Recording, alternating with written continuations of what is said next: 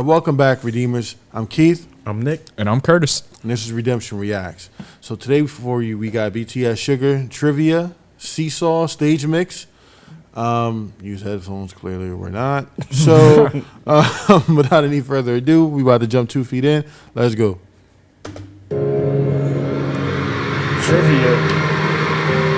I'm assuming this is on a Love Yourself problem. With all the name hyphens, probably.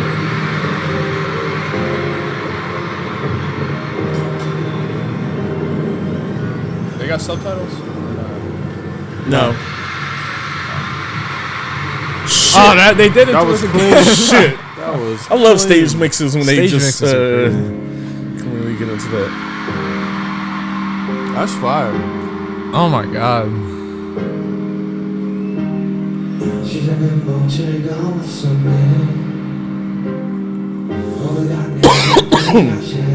SUGA trying to be the visual. Look at her. Trying? Attractive young man. Strikingly handsome. They're gonna make a new category for you, the SUGA effect.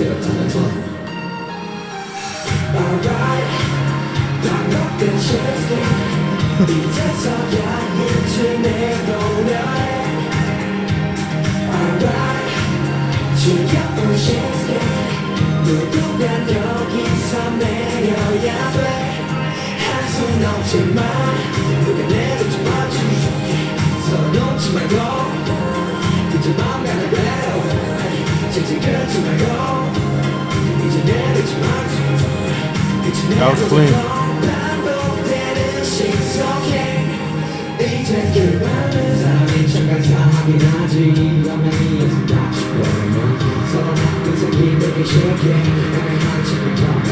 That was that was nice. Wow. Oh my god.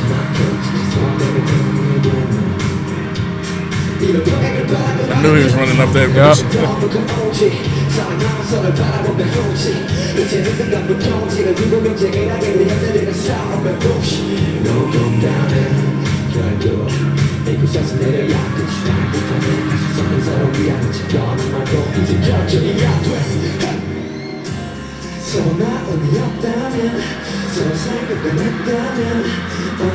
That's high. It was dope because of the layered vocals too.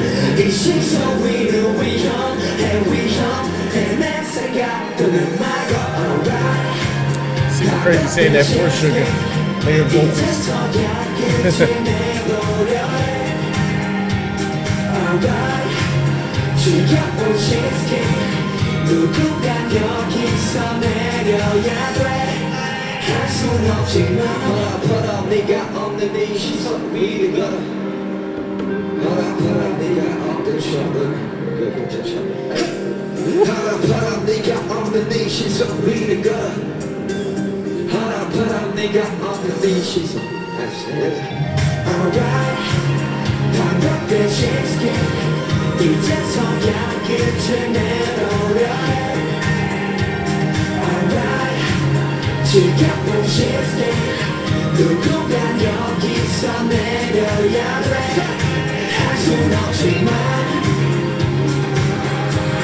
Hey, Brady Bunch effect.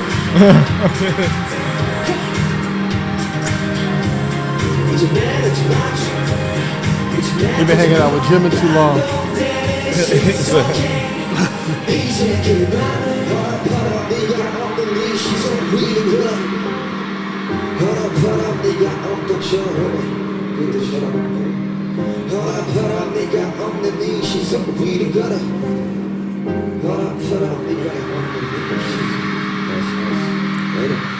Later.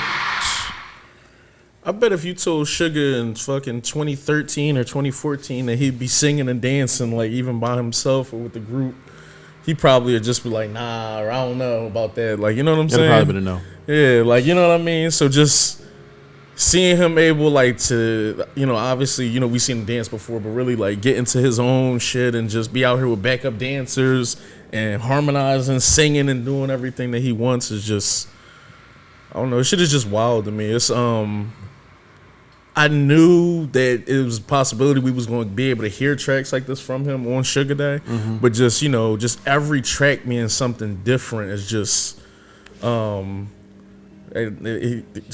would hope for it, but it wasn't something that you expected. hope for it. No, but I completely agree. And I was gonna say it during, but I didn't feel like it. I feel like it was better to wait till after. It is refreshing, amazing, and kind of shocking to see him have such command of the stage by himself with no one up there. And then not from a lack of skill or talent, but I would have thought he would be awkward up there by himself with all that space and doing his own choreography and things like that. But he's a fully like well-rounded artist. Right. If you didn't know any better, you could see him as a solo artist, like full time. Yep. And it's funny, we've said that with every single person on their solo. Everyone. It's so true. Everyone. And yeah, it's just so true. No And lies told. I feel bad. Not like I'm trying to like force a reaction, but like it's hard because I'm just so like in awe. Yeah. With like a lot of these tracks where it's just like, damn, my reaction is literally just kind of like, shit. Okay. Like this is dope, man. This is. I didn't even know he had this song. Me neither. This is produced by him and P Dog and written by him and P Dog too. So, just even a little shit here. Him, them picking the joint up and him running up the not stool, but the bench. That slide over the was bench clean. and shit with the clean slide over. Him running up. Be careful, shit. We don't need you getting in accidents. Like, you know what I mean? The lays and everything cool. I said it earlier. He was strikingly handsome and shit on here with like all the different lane changes and shit. Like the glitter red right there. He raided Jimin's closet. Yeah. That looked like the filter suit. Yeah. This a good vibe too, because Yeah, it's not even. This is real. I'm trying to think of what lane like this is, because I'm pretty sure they're gonna say this is probably like a pop ballad or you know what I mean, something like that. But this has like such a nice like. It's almost like groove. some little West Coast joint. You know what I mean? Yeah, I just like the sound and like the groove. It feels even different because the melodic stuff is cool with the rapping and shit, and him just being on like that melodic stuff. Who did the song Slide with Migos? This just feels like something else. I don't know. You slide on all your nice lines. It's a producer. Man, Suga out here Calvin was Harris. This feels like a Calvin Harris joint. Yeah, exactly. Like just something in that bop. Because I was gonna say Bruno Mars, but just something in like, you know what I mean, in that wheelhouse. I didn't know I was getting that from him. No. But like I said, it's almost just like not even just feeling like, oh, I feel proud too. Yeah, I feel really proud because I feel like I said, imagine telling him like, yeah, you're gonna have backup dancers and you're gonna be, you're gonna be singing and doing stuff or whatever. It's just growth. And then at any time he could jump on another track and bite your fucking head off. You're gonna be sitting there with a fuzzy sweater with your shoulder out. Right. I love this for him, man. I love that, you know what I mean, especially with him and RM as far as like they rap background, them getting to prove so many people wrong and them showing people really that you can play in both lanes. I can be an idol and still, you know what I mean, still rap and do my shit. Yeah. So and yeah, do it well. And do it elite. Like, you know what I mean, at a level that other people aren't doing it. Cause Couldn't those even people, dream of. Yeah. Cause those same dickheads who said like, you know, it wasn't gonna work out for them, now they have billions of people watching their content and doing stuff, and people don't even know these other people names who are hating. And the funny part is the only reason that those people that said anything are relevant is because we watching it and seeing it right. like them be relevant through them. It's like, damn, who are y'all haters? Right. Oh shit, Bull don't exist anymore. You're the answer to a fucking Jeopardy question. Who were hating on BTS for 500? Like, who was the guy that said Sugar wore makeup in 2005? Who is no name nigga? Yeah. Like, I mean, come on. Yeah, well, my fault. That's my spill. Go off, Kurt. No, I love everything about the presentation of this, all the effects and the digital mixing and everything that they did. The wardrobe was really clean. I thought he really shined with the choreography and the stage presence as well. The backdrop was insane, like, and just the scaling of it, like how he really looked like he was in a full size like city, just because of how they scaled it to those effects. And then obviously the bench thing with the playing on the message of the seesaw and everything, and looking up like a little bit of the lyrics and everything, basically a love story about the parallel between being stuck in balance with someone. Like a seesaw? Cheater. I had to. Yeah. But so Use your heart, not your eyes. and that's the message of the song. Okay.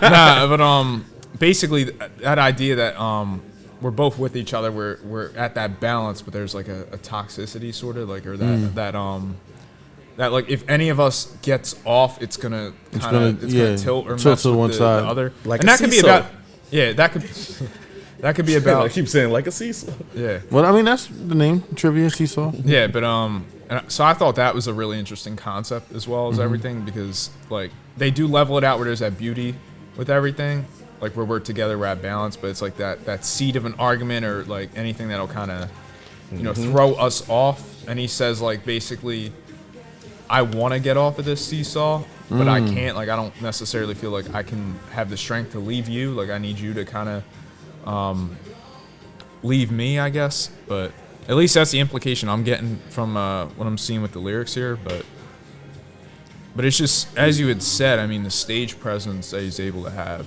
And I thought the background dancers actually were really solid too. I mean, not to say that they aren't in other things, but it's just, again, when you have that stage presence from one member of BTS, and they don't feel like they need to have like anyone but themselves on stage to still authentically shine. It's still kind of crazy that the background dancers aren't other members of the group.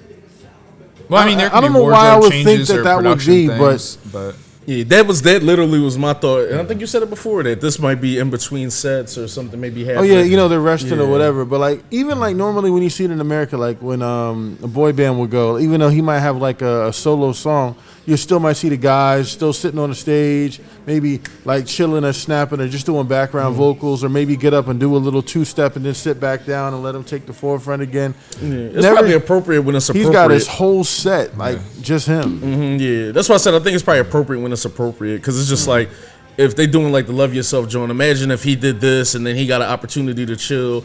Let's say RM did Love after this, and that meant the members got two sets to kind of chill. Somebody hit some singularity, now some filter. you back there changing, quick shower or do whatever you do, clean up real quick, touch and then ups on the makeup and everything, and then jump back out there. And most of them have two songs on the BTS albums. You know what I mean? So they could, like Jimmy could hit Filter and Lie and Serendipity, and then that's 3 songs right there. And then he get to go chill while what's the name get to chill. You know what I mean? Yeah, so I mean, I get what you're saying, and I think we've seen it though. The whole like with Ego live and literally with just Dechita live like earlier, where when they all do want to come out or they all perform and stuff, they'll make it like fun. But I get what you're saying. I like this though. And this was a great like metaphor as far as like just kind of like a toxic sort of relationship in general. I feel like, or an argument based relationship. Like maybe not Seesaw, necessarily absolutely. toxic, yeah.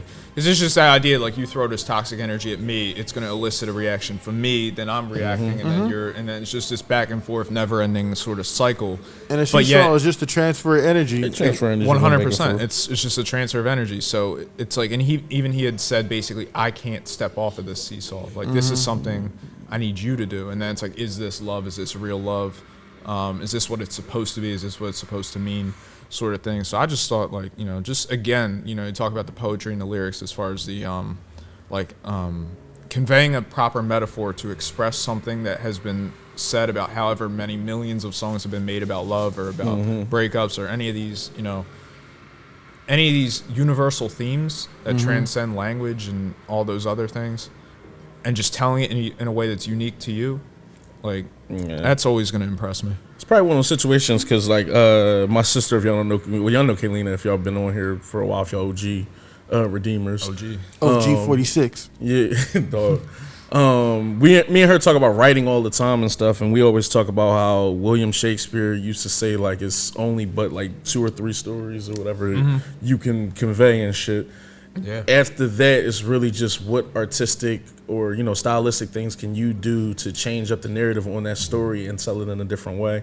The Seesaw is a good analogy with love because people have used all types of shit like roller coasters, other shit just to convey like the up and down levels of anything, and not just love, It's like also, you know, just people. It's also a child's game at the same point when you're talking about the metaphor of this back and forth. Exactly. So like the complexity or the things that you can do with that in itself is so many different applications to what you can convey on tracks with a seesaw and the balance and the transfer of energy and everything else. And you can have fun with that for 3 verses. And maintaining that equilibrium for yourself because I'm at a literal low point if they leave. Like it just, so I mean, you talk about any sort of depression or like. You put me at a low point with what you said to me. But it'd be good if you stayed because then we'd be able to balance each other out. Right. Yeah, and it's just working on that. Like I just love the duality of that analogy.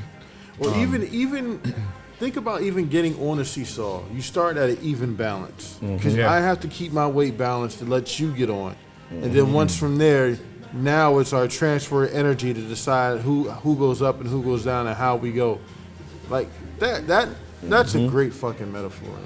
Yeah, no, I like that a lot. Yeah, that's my spill, man. I'm at all. Y'all got anything else you want to say?